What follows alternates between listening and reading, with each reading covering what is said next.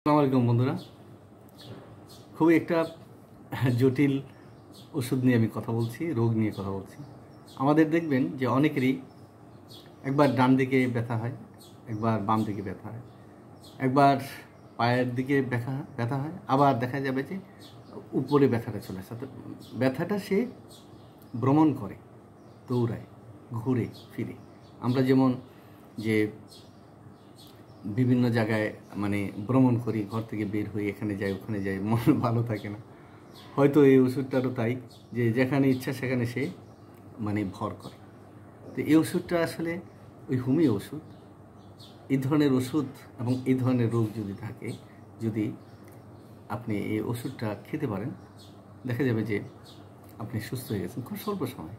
2 দিনের মধ্যেই আপনি একদম পরিপূর্ণ সুস্থতা পাবেন, যেটা অন্য কোনো মেডিসিনে কিংবা অন্য কোনো ডিসিপ্লিনের চিকিৎসা আপনি পাবেন না। এবং এটার জন্য অনেক পরীক্ষা নিরীক্ষা করতে, কিন্তু এখানে আমাদের পরীক্ষা নিরীক্ষার কোনো বালাই নেই। আমরা যে লক্ষণ অনুপাতে এই কাজটি চিকিৎসাটা করে থাকি। যেমন বেদনা এক স্থান থেকে আরেক স্থানে যায়, যেমন ধরুন বেদনা কিংবা পীড়াটা, রোগটা আড়াআড়ি পর্যন্ত, একবার ডান দিকে একবার বাম দিকে। যে আজকে যে ব্যথাটা ডান দিকে হচ্ছে, দেখা গেল যে পরের দিনই সে ব্যথাটা আবার বাম দিকে, আজকে ডান দিকে আছে, কালকে সেটা বাম দিকে চলে গেল। এই যে ব্যথাটা ঘুরে, তারপর আবার দেখা যাবে কাল আবার বাম পায়ের দিকে যাবে, আবার পরের দিন ডান দিকের উপরের দিকে যাবে। দেখেন ক্রস, এটা হলো ক্রস। কখনো দেখা যায় যে এই যে ক্রস হয়ে যে যায়, তাই না? এই যে ক্রস হয়ে যে যায়, এই ওষুধটার নাম হলো লেগ ক্যানাইনাম। যে সে একটা জায়গায় সে থাকে না, যে আজকে ডান দিকে কালকে বাম দিকে, আজ ডান দিকের পায়ে বেদনা, কাল বাম দিকের পায়ে বেদনা। এর আবার ক্রস হয়ে যে হয়, যেমন আজকে ডান পায়ের নিচে, কালকে আবার দেখা গেলো বাম কাঁধে ব্যথা, এই উপরের দিকে চলে আসে। আবার পরের দিন বাম পায়ের দিকে ব্যথা, আবার দেখা যায় ডান কাঁধে। ক্রস হয়ে আড়াআড়ি হয় এবং ক্রস। আড়াআড়ি হলো মুখামুখি, একবার এদিকে একবার এদিকে।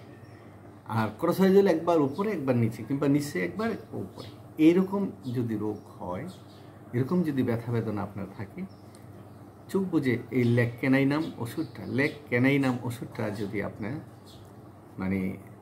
2 দিন পরপর 3 দিন খান, দেখা যাবে যে আপনার এই ব্যথাটা একদম জাদুর মতো চলে গেছে। এগুলো পরীক্ষিত। কারণ হচ্ছে যে আমি অনেক ওষুধ নিজেও ব্যবহার করি। আমি খুব ওষুধ প্রবণ মানুষ। যে কোনো একটা সমস্যা হলেই নিজের চিকিৎসাটা নিজেই করি। তো যার দরুন মোটামুটি ঘন ঘন কোনো অন্য কোনো ডাক্তারের কাছে যেতে হয় না। মেজর যদি কোনো প্রবলেম হয়, অপারেশনের কোনো ঘটনা হয়, তাও সেগুলো আমি হোমিও ওষুধ দিয়ে সেরে ফেলি। কারণ মধ্যেখানে আমার গলায় একটা প্রবলেম হয়েছিল, সেখানে আমাকে বলছিল অপারেশন করতে, কিন্তু কি মিরাকুলাস একটি ব্যাপার, আমাকে যেতে হয় না। আমি স্টাডি করি, ওষুধটা খেয়েছি।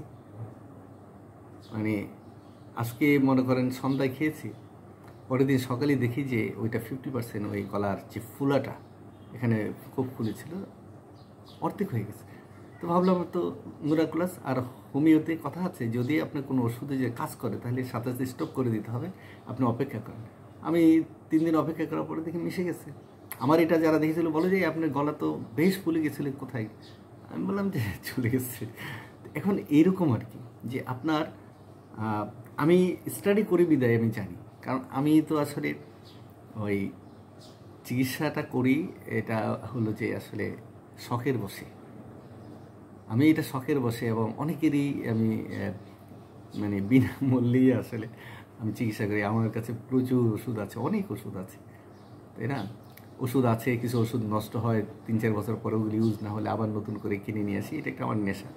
তো সেক্ষেত্রে আপনাদের যদি কারো কোনো প্রবলেম হয়, অবশ্যই আমাকে নক করবেন। আশা করি যে খুব বড় মাপের কোনো রোগও যদি থাকে, তাহলে আমি ট্রাই করে দেখতে পারি। আর আমি সবসময় একটা কথা বলি, যে আপনি সে যেই হন না কেন, আপনার মানুষ মাত্রই আমাদের রোগ শোক আসবে, কিন্তু এই রোগ শোক ওষুধকে আমরা মানে ভয় পেলে হবে না, হতাশ হলে হবে না। তবে একটা কথা আমি বলি সবাইকে, আমার যারা রুগী আসে তাদের বলি, দেখেন ওষুধে এই পৃথিবীতে আল্লাহ রোগ দিয়েছে, ওষুধও দিয়েছে। প্রতিটি মাটিতেই, আমার দেশে এক রকমের, অন্য দেশে অন্য রকমের ফসল হয়, পাখি পাখরা ইত্যাদি ইত্যাদি। তো আপনার যদি আপনার বাবা মা যদি আপনার প্রতি কোনো মনক্ষুণ্ণ না থাকে, তাহলে অবশ্যই আপনি ওষুধে কাজ করবেন। আর আপনার প্রতি যদি কোনো অভিশাপ থাকে, বাবা মার কষ্ট থাকে, আপনাকে রাজ্যের ওষুধ বেটে দিলে কিন্তু কাজ হবে না। এটা কিন্তু মনে রাখবেন, কারণ বাবা মার দোয়া হলো সবচেয়ে বড় দোয়া। কারণ এই কাজটি যে করে সে সুস্থই থাকে, ভালোই থাকে, কারণ মেহেরবানি থাকে আল্লাহ। ধন্যবাদ বন্ধুরা, ভালো থাকবেন।